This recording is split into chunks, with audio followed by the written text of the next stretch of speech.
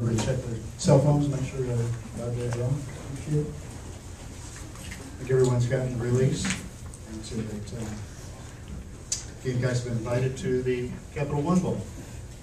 Okay, around 8:15, I received a call on my cell phone from the selection committee of the Capital One Bowl, Orlando, January the 2nd, I think 12:30 or 1 o'clock game, not sure.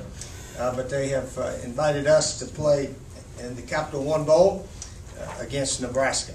So we certainly accepted, and we're excited to be going to this bowl. A lot of teams and coaches and players think this is one of the best bowl trips in the country as far as opportunity to go to Disney World and all the attractions in the Orlando area. So we'll look forward to it. And of course, our team has a lot to play for. We may have as much to play for as maybe any team in the country going to a bowl game, with the exception of maybe the national championship game. And that's the opportunity to have the best record in school history here, going for 11th win. We know it won't be easy. It'll be difficult to beat a very good, tough Nebraska team. Always has been. And but we'll look forward to the challenge. Look forward to going to Orlando and participating in the Capital One Bowl. Questions? Okay.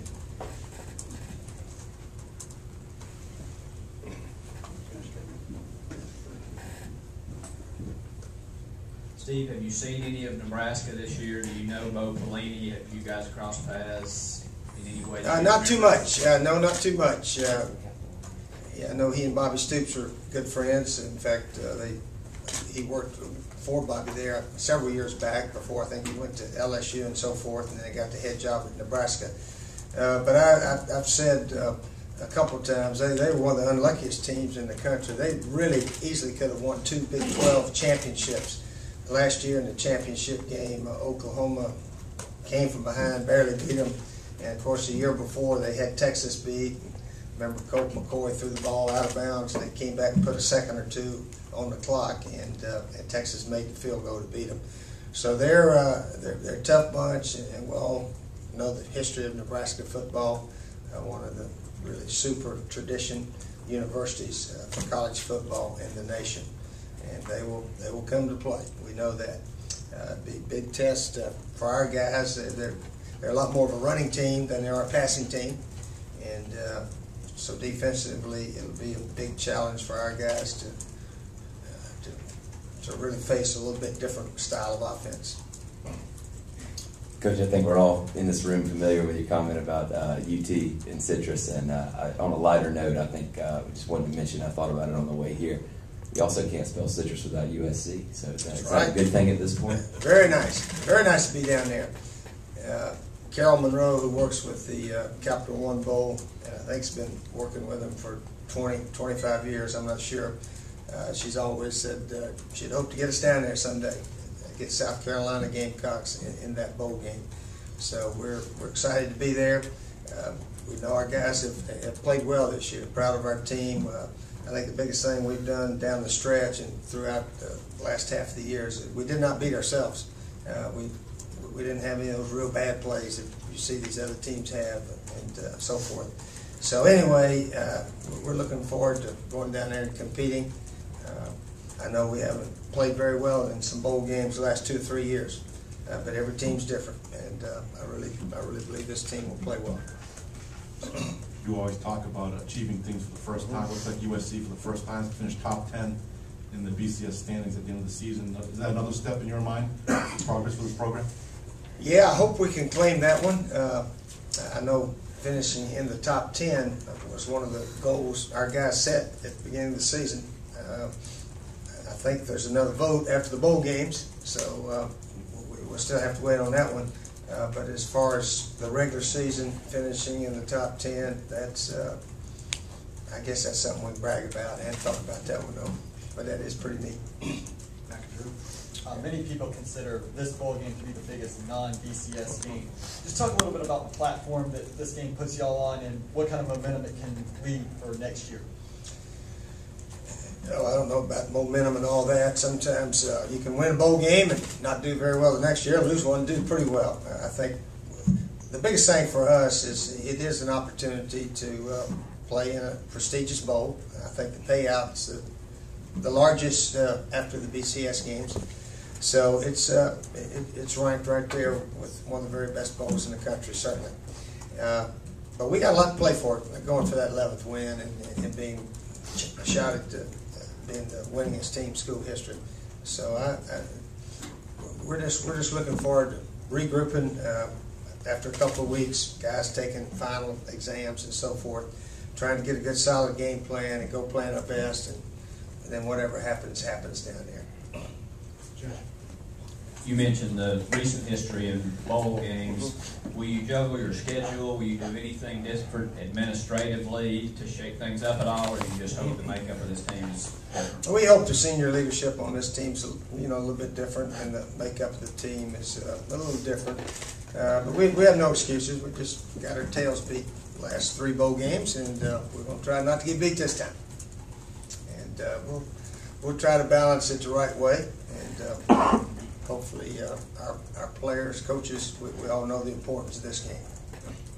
Coach, I won't ask you to toot your own horn by any means, but of course with Marcus going down halfway through, Stephen leading the program even before halfway through, is this something that you consider one of your better, I guess, adjustments coaching-wise with a team that really looks a lot different than it did when the year began? Well, that's for other people to decide how a coach does. It's always interesting. Us coaches, we all emphasize every game, and I can assure you, I emphasize the Citadel game the same as the Florida and the Clemson game. I mean, every week you got a chance to win or lose, and so you always do that. And then at the end of the year, you look back and see how you did, and if you win a whole bunch of them, people say, "Man, that coach did a real good job this year."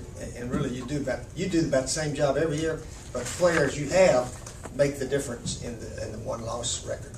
So we've got a good bunch of players. I wish we could cover kickoffs better. That's our nemesis right there. So we're going to work on that for about a month before we head down to Orlando. But our guys have played pretty steady, solid, without crucial bad plays, and that's, I think, has been a big reason we've won 10 games thus far.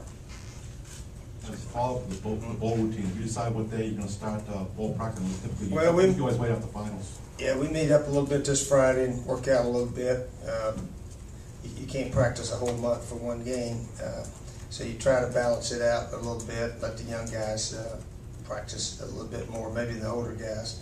But we try to practice about 2 weeks, good solid 2 weeks, and then really after you get down there, hopefully the guys will be a little bit focused in and looking forward to the ball game. I think it's going to be on a Monday. Is that correct? Since January 1st is on a Sunday, so Monday is January the 2nd, which will be the day of the ball.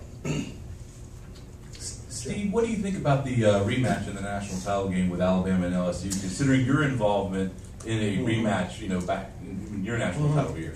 Yeah, I'm glad you asked that. I did vote for Alabama second, and but it was there was some reason to vote for Oklahoma State. There really was. I thought to me, I could understand some people voting for Oklahoma State, mainly because the game they lost, and not many people brought this up, but the field goal they attempted right at the end of the game against Iowa State, it went right over the pole. They showed it on the replay during the game last night, Oklahoma State, and they got a referee right underneath it, and he calls it one way or the other, but it was right over the pole. Looking at it, you'd say, well, he could have called it good or he could have called it bad. I don't even know the exact rule. Do y'all know the exact rule if it goes right over the top of the pole? I know in baseball, if you hit it down the left field or right field line, if it's any part of the chalk, it's fair. But if it goes over the top of the pole, is it good or bad? Do you know? Scott, you're pretty good at that, aren't you? I think it's considered good. But well, that's what I would think. And you would think, how they put that yellow laser first down or not on the fields? Why couldn't they laser that thing up to the sky and do the replay to whether or not the ball caught a piece of it or not? They have replay in tennis, so whether or not it hits the line or not, we've seen all that.